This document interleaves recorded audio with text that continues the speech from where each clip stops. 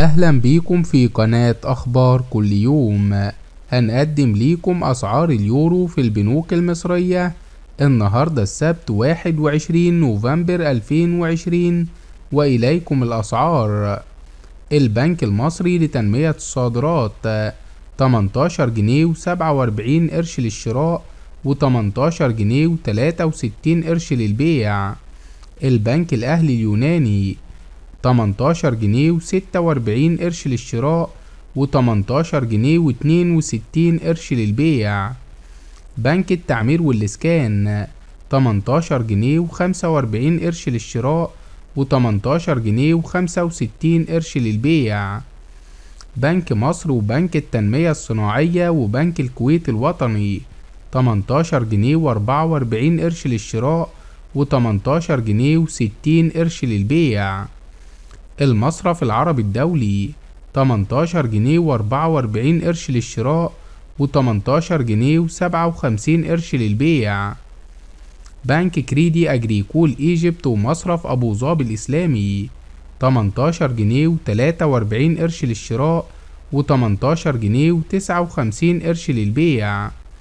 البنك الأهلي المصري 18 جنيه و42 قرش للشراء و18 جنيه و60 قرش للبيع.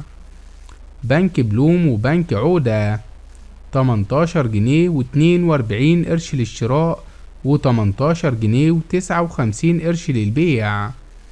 البنك المصري الخليجي 18 جنيه و42 قرش للشراء و18 جنيه و61 قرش للبيع. البنك الأهلي الكويتي 18 جنيه و42 قرش للشراء و18 جنيه و59 قرش للبيع. البنك المركزي المصري والبنك العربي الإفريقي الدولي 18 جنيه و41 قرش للشراء و18 جنيه و59 قرش للبيع. بنك مصر إيران للتنمية 18 جنيه و41 قرش للشراء و18 جنيه و68 قرش للبيع. بنك HSBC 18 جنيه و41 قرش للشراء و18 جنيه و58 قرش للبيع.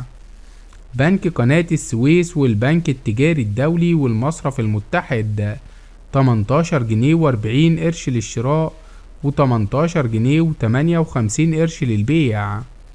بنك الإسكندرية 18 جنيه و39 قرش للشراء و18 جنيه و58 قرش للبيع. أعزائي المشاهدين، هنا ينتهي الفيديو. لا تنسوا دعمنا بلايك والاشتراك في القناة حتى يصلكم كل جديد.